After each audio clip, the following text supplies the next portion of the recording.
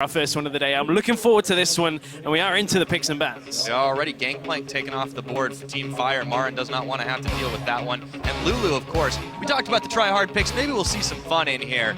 But we have been seeing a lot of the AD carries, so I wouldn't be surprised to see those. Lulu is super annoying in 1v1s. You just pick up a Doran's Blade to start, and between the picks damage on your auto attacks plus just the added damage from the Doran's Blade, just so annoying to deal with. You can never kill her when she gets to 6 even.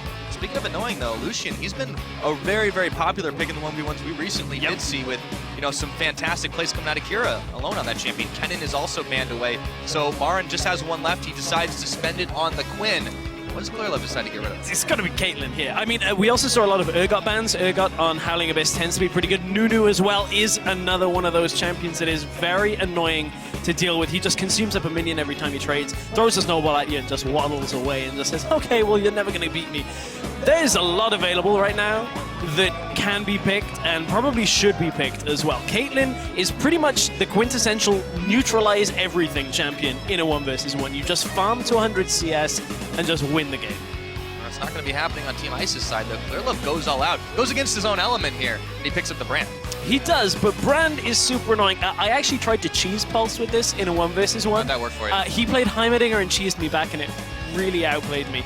Brand, with the added damage that you get from the Deathfire touch, just means you burn people down time and time again. And as you said, they've kind of gone against their element here. Well, you know, just because they're both out of their element doesn't mean they can't lay the smackdown. Lissandra's picked up. She's on her home turf here on the Howling Abyss. And we'll have to see if MaRin is up to the task to dousing the fire of Clearlove this time around. So as a reminder, both picks, once they've been locked in, will be shown to the opponents. You can change your summoners and just, you know, change your runes and masteries to depend on exactly what you want for the matchup. Also something, the summoners will get updated just before we go into game as well, so it will not just be what you see on the screen.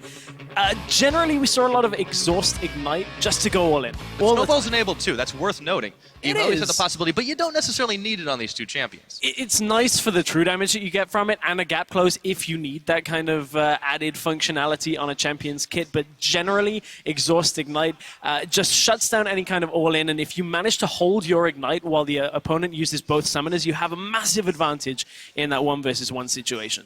Absolutely. I mean, I can't wait to see who takes this one out. It really is a matchup of two heavyweight players out of two very powerful regions, and I have a feeling that whoever wins this one has the potential to go very far in this 1v1 tournament. But here we are, ladies and gentlemen. Welcome to the Howling Abyss. It's MaRin versus Clearlove. Oh, this is disgusting from Clearlove already. I like it. We were saying, you know, with the cheese picks coming out of the jungler, even running Spirit Fire Brand as well. The best Brand skin, I feel, since it got released. But Corrupting Potion as well. Everything about this build seems to be all about the tick damage. You hit them with one ability, the burn from Brand's passive, already 2% of your max health every second for 4 seconds, up to 8%. Plus you add Corrupting Potion, plus you add Deathfire Touch. Oh, just... Oh. This just makes my skin crawl even thinking about how hard it's going to hit with the first Pillar of Flame. Well, you know, if there's anything I learned from playing Pokemon, fire is usually pretty strong against ice. And we're just going to go ahead and see what Clearlove's able to pull off. But MaRin, you know, he didn't get that MVP for nothing. He's playing an actual top lane champion. Ooh, sidestep already out of MaRin. Dancing Shoes are on. The other key thing here is we're on Howling Abyss, but wards are actually enabled from the trinket slot. It's really important to get that first ward down into the bush. You can see that it's already been established by Clearlove, but the response here out of MaRin with Lissandra, he's just been queuing the wave. Clearlove's been trying to land the Pillar of Flame, and the experience difference between the two champions early on is going to potentially punish Clearlove, but MaRin is taking a few pillars here, and it is starting to chunk through his health. It is. However, as you mentioned, there is that CS differential going for MaRin right now. It's very slight, but of course, that is one of your win conditions, getting first to 100. He's already healed back up. Post is coming in handy early, but he does take a little bit more damage. The Ice Claw comes out. Clearlove's just out of range, though, and he's dodging away from it. Oh, MaRin also just judging the tower distance as well, making sure he didn't get hit.